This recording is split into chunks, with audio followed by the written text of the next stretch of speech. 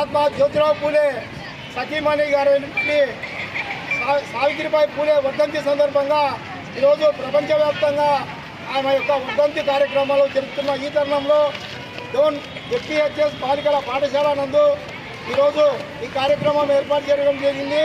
ఈ కార్యక్రమానికి విద్యా కమిటీ చైర్మన్ గారి భర్త అయినటువంటి మోహన్ గారు ఆధ్వర్యము, వైస్ చైర్మన్ రామకృష్ణ గారి ఆధ్వర్యంలో ఈరోజు ఈ కార్యక్రమానికి ముఖ్య అతిథులుగా జాతీయ కాంగ్రెస్ పార్టీ ఆంధ్రప్రదేశ్ రాష్ట్ర నంద్యాల జిల్లా అధ్యక్షులు శ్రీ గార్లపాటి మద్దిరెడ్డి సార్ గారు హాజరు కావడం జరిగింది.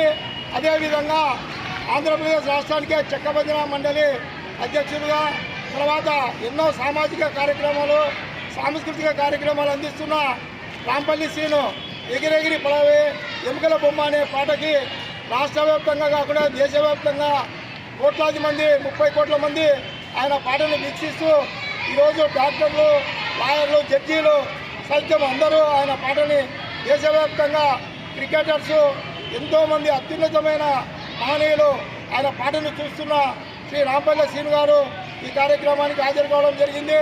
ముఖ్యంగా భారత ప్రభుత్వము, రాష్ట్ర ప్రభుత్వాలు మహాత్మా జ్యోతిరావు పూలే జయంతి, తర్వాత రమాదేవి జయంతిని కూడా అధికారికంగా దేశవ్యాప్తంగా జరపాలని ఈ సందర్భంగా కోరుతున్నాం. ఎందుకంటే రమాబాయి గారు తన భర్తని పిడికెల రూపంగా వచ్చిన డబ్బులతో చదివించింది.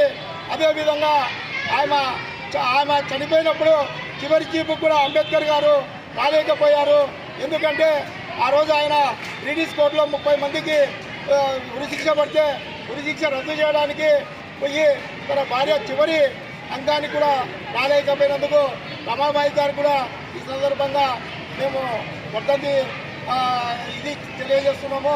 ఈరోజు ఒక డాక్టర్గా ఎంతోమంది విద్యార్థులకు విద్యాబుద్ధులు నేర్పిస్తూ తన చిన్నతనంలోనే ఈరోజు జాతీయ పార్టీ అయినటువంటి కాంగ్రెస్ పార్టీకి ఆయన అధ్యక్షులుగా కొనసాగుతూ ఈ కార్యక్రమానికి వచ్చినందుకు ఆయనకు ధన్యవాదాలు తెలియజేస్తూ Shriram sir, Jayaram sir, star coaching center Jayaram sir కూడా, Nagamathi Sundara sir college MBB foundation Pusalapati Sundara sir కూడా ఈరోజు రావడం జరిగింది. అదేవిధంగా ఇక్కడికి ఈ కార్యక్రమానికి మాకు ఎన్ని పనులున్నా కూడా మీడియా మిత్రులు కూడా ఈ కార్యక్రమానికి హాజరయ్యి వారు కూడా సంఘీభావం చెప్పినందుకు వారికి కూడా మేము ప్రత్యేక ధన్యవాదాలు తెలియజేస్తున్నాం. ఈరోజు దేశవ్యాప్తంగా కూడా జరగాలి ఈ కార్యక్రమము. ఎక్కడ ప్రభుత్వాధికారులు కానీ రాజకీయ నాయకులు కేవలము రాజకీయ లబ్ధి పొందుతున్నారే తప్ప ఈ కార్యక్రమాలకు హాజరు కావడం లేదు.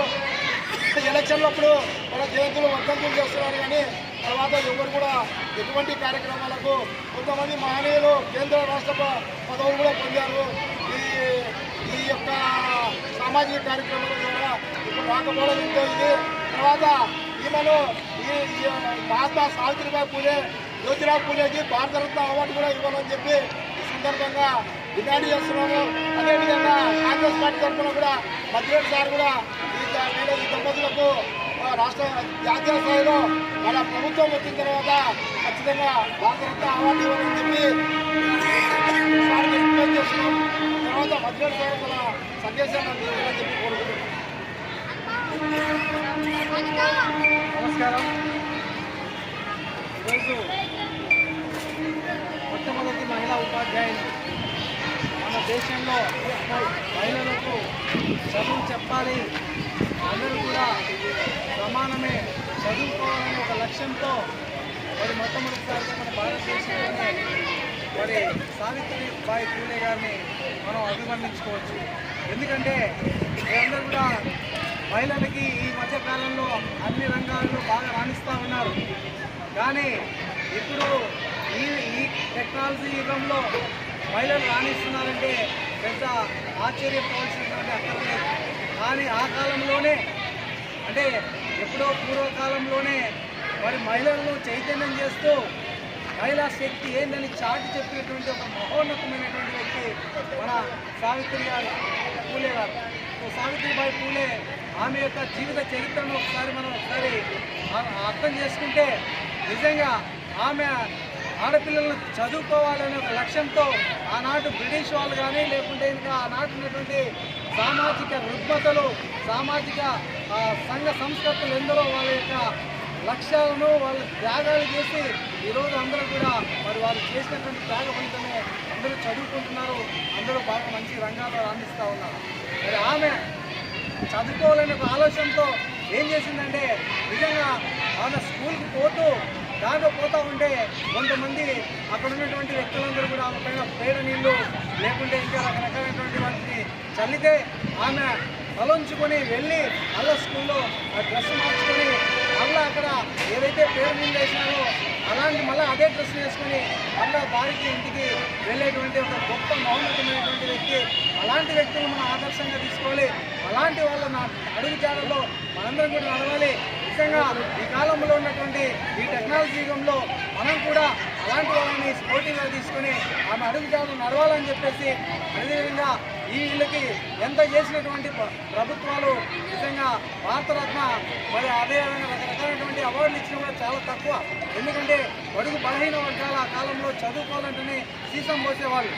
అలాంటి కాలంలోనే చైతన్యం చేసినటువంటి మౌనతమైనటువంటి వ్యక్తులను మనందరూ స్మరించుకోవాలి. ఇలాంటి కార్యక్రమాలు మన నాగరాజన్న గారు మరి బీసీ సంఘం తరఫున అనేక కార్యక్రమాలు చేస్తూ ఉంటారు.